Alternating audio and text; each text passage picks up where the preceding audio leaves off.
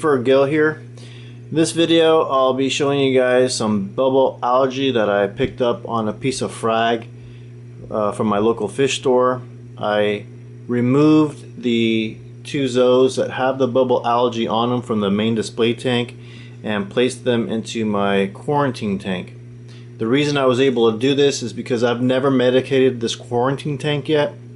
So I would never do this if the quarantine tank had been medicated with, say, copper or something else to medicate sick fish.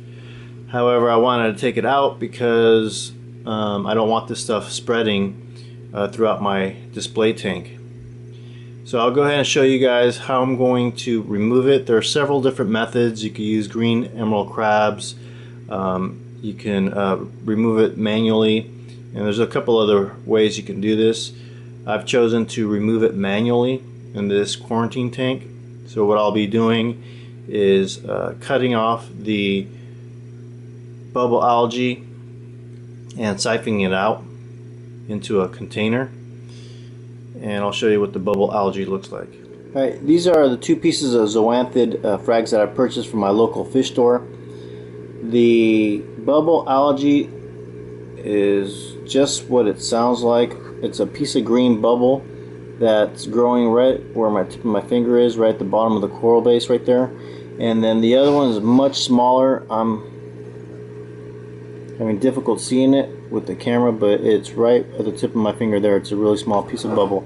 And what happens is this stuff just kind of collects on itself, and the seeds can go throughout the tank, and this stuff will spread. It's a very resilient algae.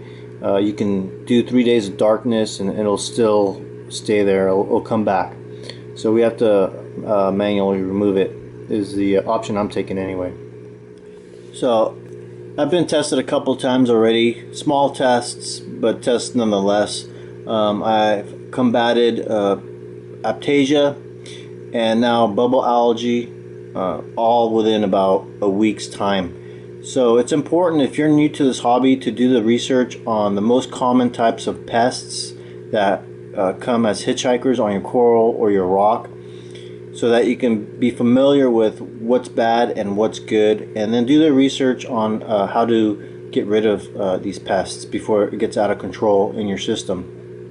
So that's my piece of advice to the beginner of this hobby. Not only do the research on how to maintain a tank, but also do the research on common pests that will infest your tank if they're not taken care of. Here are some of the items I'll be using to remove the bubble algae. A siphon, a bucket to place the siphoned water into, some salt water to replace the siphoned water, a knife or an X-Acto knife. I'm not sure if I'll be using that. I don't think I'll need to because the bubble algae is so small. And some of my wife's tweezers. So hopefully she doesn't grow bubble algae on her eyebrows. Be interesting to see what happens. So anyways, we'll go ahead and get started. Alright, so I'm going to go ahead and start the process here. I'm going to start a siphon. And I'm going to pick up the coral.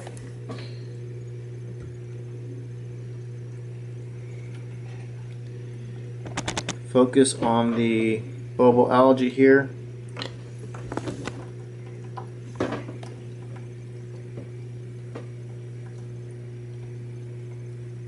I'll try and pick them off.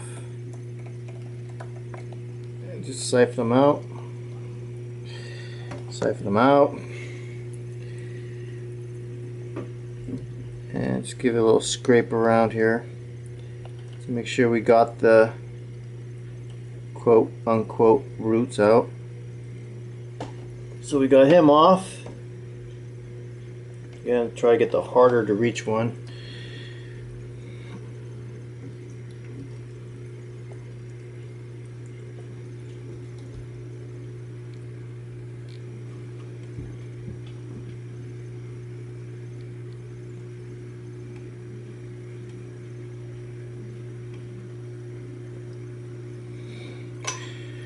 Just siphon that out. And that's about it. So any seeds that may have escaped are going to be in this quarantine area rather than my display tank. That's why I chose to do it this way.